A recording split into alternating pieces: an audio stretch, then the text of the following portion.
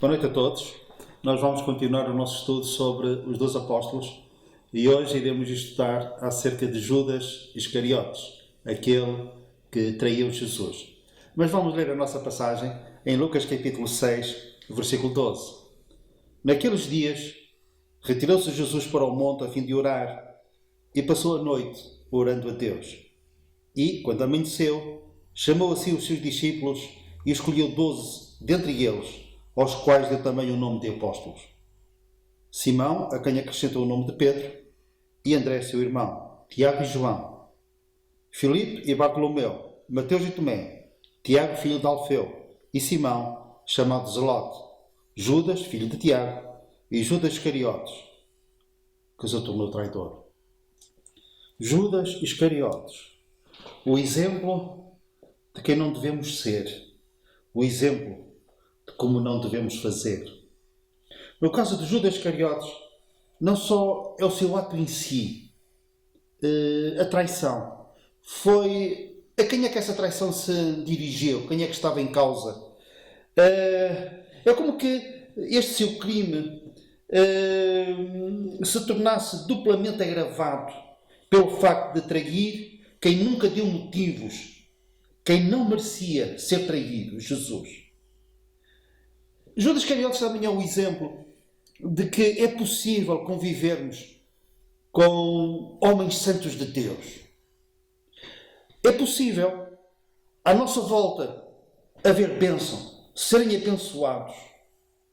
Mas o orvalho de Deus cair sobre as suas vidas, molhando-as, encharcando-as com a bênção de Deus, e o nosso coração estar ressequido como uma passa seca. Judas Iscariotes é um exemplo disto. É um exemplo de pessoas que não se deixam moldar, não são ensináveis. Pensam que é um troféu dizerem: nasci assim, assim hei de morrer. Isso não é virtude, é um defeito. O texto do tempo continua a ser fiável, mas cedo ou mais cedo nós mostramos aquilo que somos.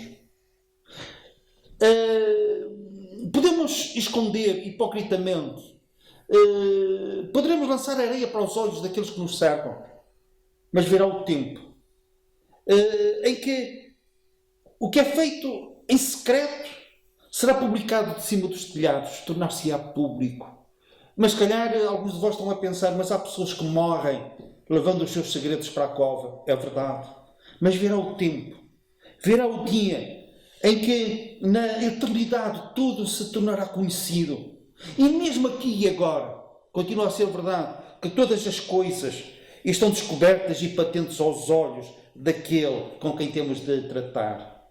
Judas conseguiu esconder. Escondeu das pessoas, escondeu dos apóstolos, mas não escondeu de Jesus. Jesus conhecia o seu coração.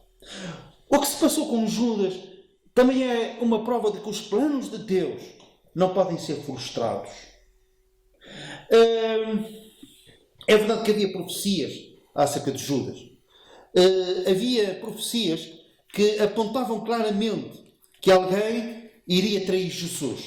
E esse alguém, mais tarde, veio-se a conhecer que esse alguém era Judas Iscariotes.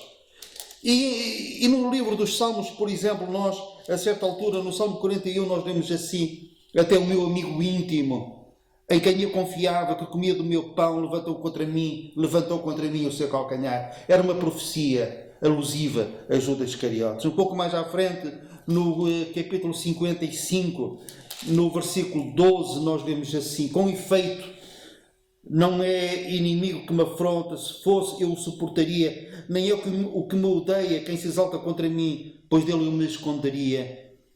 Mas és tu, homem meu igual, meu companheiro e meu íntimo amigo. Juntos jantávamos, juntos nos entretínhamos e íamos com a multidão à casa de Deus.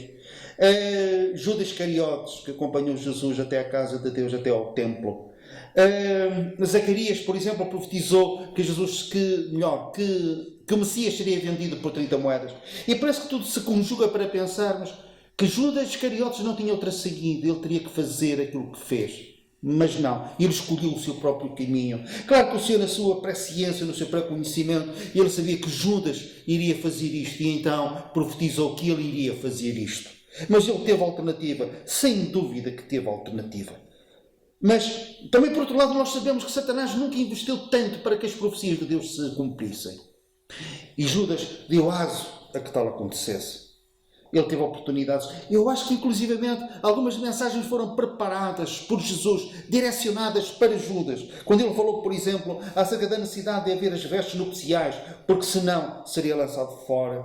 Ele falou acerca do joio no meio do trigo. Até mesmo a parábola do filho pródigo. Judas poderia entender, ao olhar para o seu coração, que era possível voltar para a casa onde ele nunca esteve, a casa do Pai. O seu coração estava longe, apesar disso, e continuou longe. E Judas Iscariote esticou a corda até ao fim. Quando Jesus diz: um de vós me há de trair, Judas perguntou, imaginem, ele sabia a quem é que Jesus se dirigia. Acaso sou eu, mestre? Claro que era eu. Mas mesmo na última oportunidade que Jesus teve, ele lança sobre Judas, ele oferece um cordão de 3 dobras, com amor, com graça e misericórdia. Quando Judas vai à frente daquela multidão dos soldados romanos para trair Jesus com um beijo, Jesus pergunta-lhe: amigo, a que vieste? Foi a última oportunidade de Judas. Ainda hoje as pessoas perguntam-se porque é que Judas fez isto. Eu creio que não há uma resposta única, uma resposta que satisfaça a todos. Se calhar há várias respostas, todas elas incompletas, mas nós podemos argumentar dizendo: ele fez isto por causa do dinheiro, ele amava o dinheiro. E o amor ao dinheiro, o dinheiro não, mas o amor ao dinheiro é a raiz de todos os males, por isso ele roubava. Ele era tesoureiro e era ladrão. Se calhar ele fez isto por causa do prestígio, seguidor de Cristo, o poder que emanava quando ele, juntamente com os outros apóstolos, quando o Senhor os envia na grande comissão para eles curarem os enfermos, ressuscitarem os mortos, para libertarem as pessoas endemoninhadas.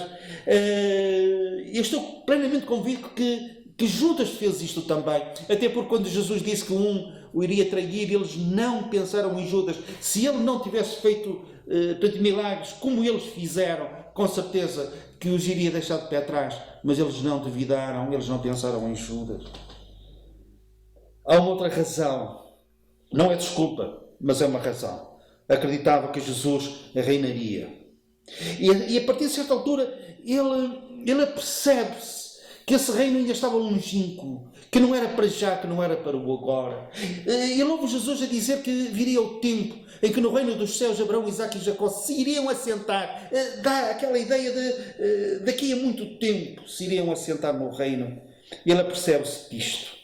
E ele decidiu que não tinha tempo para esperar, que era necessário fazer alguma coisa. E por outro lado, as coisas da alma, as coisas espirituais, o dar de graça, misericórdia, salvação, vida eterna, nunca lhe disseram nada. Ele era o homem do presente, não o homem da eternidade. Os outros apóstolos aprenderam alguma coisa, que primeiramente havia os sofrimentos e depois a glória que se lhes havia de seguir. É verdade que a maior parte deles até aprendeu isto depois de Jesus ter morrido e ter ressuscitado. Só que Judas já não teve tempo para aprender, precipitou-se na sua própria decisão de se matar. Jesus não ficou indiferente a isto. Jesus, com aquilo que nós vamos ler, nós até percebemos de uma coisa que continua a ser, foi e continua a ser verdade, que Deus não quer que ninguém se perca, mas que todos venham ao conhecimento da verdade. Mesmo Judas Iscariotes, o Senhor não queria que ele se perdesse. É claro que a gente não sabe, é outra pergunta difícil. E se Judas, depois de ter traído, depois de ter vendido Jesus por 30 moedas, nós vemos que ele ficou com remorsos, foi ter com os líderes religiosos, com os fariseus, com os sacerdotes. E a questão é, se ele fosse ter com Deus arrependido, ele teria perdão. O mal estava feito, mas ele teria perdão. Olha, não sei, mas eu acredito que sim. Até porque nós em João nós lemos isto. Jesus tinha lavado os pés aos apóstolos. Tinha lavado os pés de Judas Iscariotes. E depois ele fala um pouco mais, e a certa altura nós lemos na Bíblia: ditas estas coisas, angustiou-se Jesus em espírito e afirmou: em verdade vos digo que um dentre vós me trairá. Quando Jesus pensa em Judas, pensa na pessoa de Judas, pensa na atitude e na ação que Judas iria ter, e ele angustiou-se em espírito. A pessoa de Judas não lhe era indiferente, a alma de Judas não lhe era indiferente. E isto uma vez mais revela o Salvador que nós temos. E como disse, Judas, depois de ter feito isso, a Bíblia diz, com remorsos, lançou as moedas fora, no pátio onde estavam os sacerdotes. Lemos isso em Mateus capítulo 27. Sabem? Judas perdeu tudo, inclusivamente as 30 moedas já não lhe diziam nada. O que é que sobreviveu? Sobreviveu a consciência de Judas, endurecida, cauterizada, é verdade. É preciso muito para o mal chamarmos bem. Matar ser o mesmo que dar vida. Muitos ao longo da vida fizeram mal, espezinharam a sua consciência, amarfanharam-na, mergulharam no oceano de malvadez. Mas a consciência tem uma força tremenda e quando ela se liberta um pouco, ela vem à superfície e ainda consegue dizer: estou aqui. Esta semente da consciência foi colocada por Deus por alguém que um dia foi colocada em alguém que um dia provou do fruto da árvore do conhecimento do bem e do mal e passou a ter consciência, a consciência do bem e do mal, e uma consciência endurecida como a de Judas Iscariotes, apesar de tudo estava lá. O filho da perdição, porque escolheu o caminho da perdição. Um último alerta: os Judas Iscariotes não desapareceram. Estão espalhados por todos os lugares onde são perigosos, onde fazem mal, mas são mais perigosos do que nunca quando estão no meio do povo de Deus. São os lobos devoradores, vestidos com peles de cordeiro. Acabo este estudo lendo 2 aos Coríntios, capítulo 11, que se aplica com toda a propriedade.